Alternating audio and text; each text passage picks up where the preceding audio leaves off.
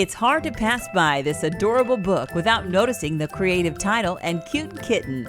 But in another country, this book is called something else. The term, the cat's meow, doesn't mean anything to people in England. It's just not an expression. There's even a different picture on the front for readers overseas. That's just one of the stories you'll hear in this chat with author Jonathan B. Losos. Hi, it's Julie with HEC Books, where we talk with authors about their latest titles. Click the subscribe button to see all of our conversations, and make sure to stick around to the end to find out what a cat is saying when they meow. Welcome, Jonathan B. Losos. Thanks for being here. Well, I'm delighted to be here. Thanks for having me. I loved your book. I do have to tell you, I have 5 dogs, but if I wasn't allergic to cats, I would have a basement full of cats everywhere. Well, that is so sad. Cat allergies are an interesting topic, but Yeah. a lot of people have them, as you undoubtedly know. Right.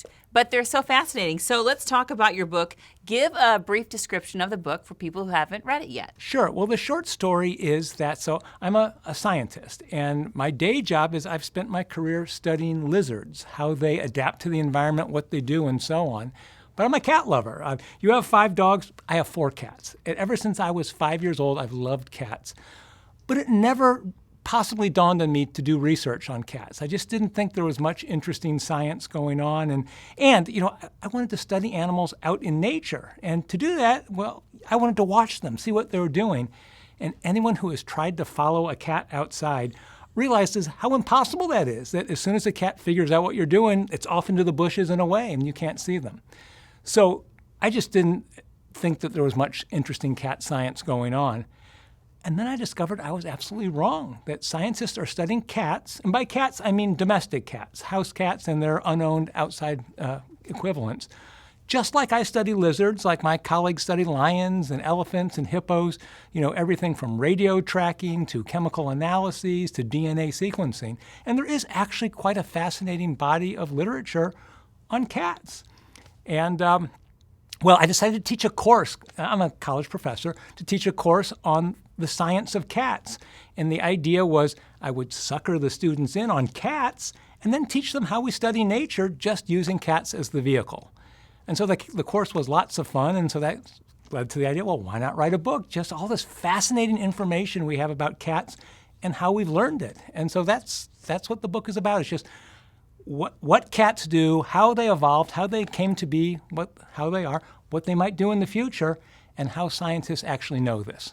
I can't believe there's so much information out there about cats. I was like, there are chapters and chapters. It was so interesting, from the DNA to how they're related to cats in the wild. There's just so much stuff. How did you research this book? Well, I mean, in part, that's my job. I read the scientific literature. The interesting and somewhat surprising, maybe I was naive, is how much information there is on the internet that is either wrong or you just can't verify it. There are these statements that will be made, even by websites that seem very authoritative, that you just can't track it down to its source.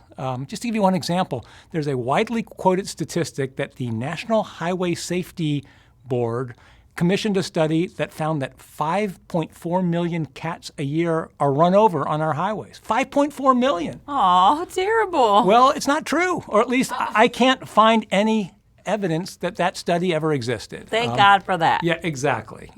But there's a lot. Anyway, what I had to do was to get into the scientific literature and, find out what we really do know. So it sounds like you didn't Google it, because a lot of the Google stuff's wrong. Well, exactly.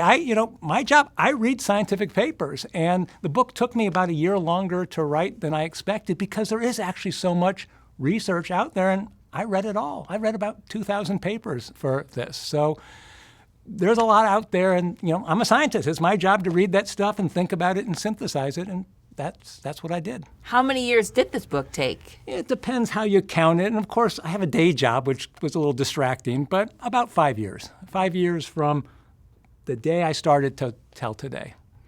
So let's talk about the title, The Cat's Meow, How Cats Evolved from the Savanna to Your Sofa. Yes, so there's kind of 2 different stories about the title. The first is, the initial thought was how the cat got its meow, sort of the Rudyard Kipling how-to stories. And we shortened it to the cat's meow because that's a phrase that most people know. It means something that's really good. But a funny side note is that the book is being published in the UK next week. They have a different title. And the reason is that the term, the cat's meow, doesn't mean anything to people in England. It's just not an expression. And so over there, it's going to be called The Age of Cats.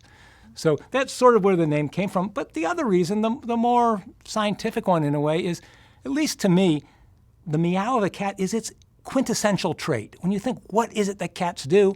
They meow. And they meow to us. Anyone who's lived with a cat knows that they're talking to you. They're trying to say something when they meow specifically to us. I thought, when I started this project, I thought that cats meowed to each other all the time to communicate, and that they were just including us in their social circle by meowing to us. Turns out that's not true. That researchers have gone out and studied colonies of cats living outside. They don't meow to each other very much. They make other noises, they'll hiss and growl, and they do other things, but they really only rarely meow to each other. So the fact that they meow to us is something special, something that, you might think that, when the domestic cat was domesticated, it evolved, took the meow. That's not the case, because other species of cats also meow. And if you want to have some fun, if you like cats, go onto the internet and just type meow bobcat or meow serval or meow ocelot. And no, there's a rock band named Ocelot. Don't do that. I learned that. And you'll find their videos of other cats meowing, and they don't sound exactly the same as house cats, but they do meow.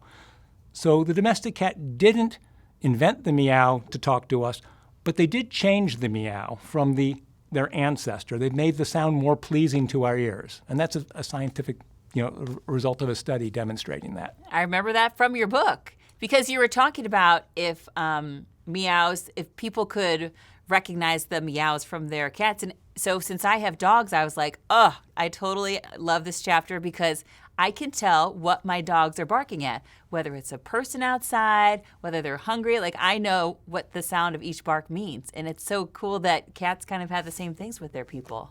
Well, they do. There's a slight difference, though, that dogs, from one dog to another, there's some similarity in some of their barks. That if you hear about it, that's a dog, I'm scared bark. And that's kind of the same from one dog to the other.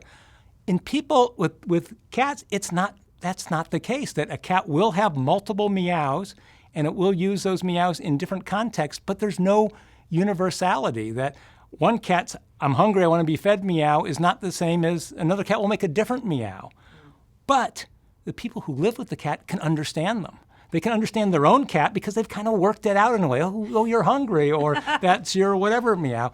But any other cat, they can't understand it at all. So in some ways, it's more complex than with dogs. I wish they meowed more out, like with strays would meow at each other, because I thought like they have their own language, they're talking cat language, but apparently they're not really doing that. Well, not with the meow. They have plenty of other signals that they communicate with, but not with the meow. So who is the cat on the cover? Well, that is some photo company's cat. What? This should have been your cat. Well, I agree, but I was overruled, and I can tell you this, there was never any question that there would be a kitten on the cover, because they're so adorable. Yes. But again, the British cover is very different. The British have a very different sensibility about what makes a good cover for a book like this. Who's on the cover of this? It's It's a painting, and it's kind of a retro, 1950s-ish, stylized cat. Well, aren't they just fancy? Well, those Brits. What do you expect?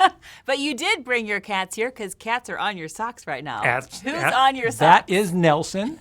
Nelson is he's the star of the book. He's not the star, but I do mention a bunch of my other cats and my past cats. But Winston.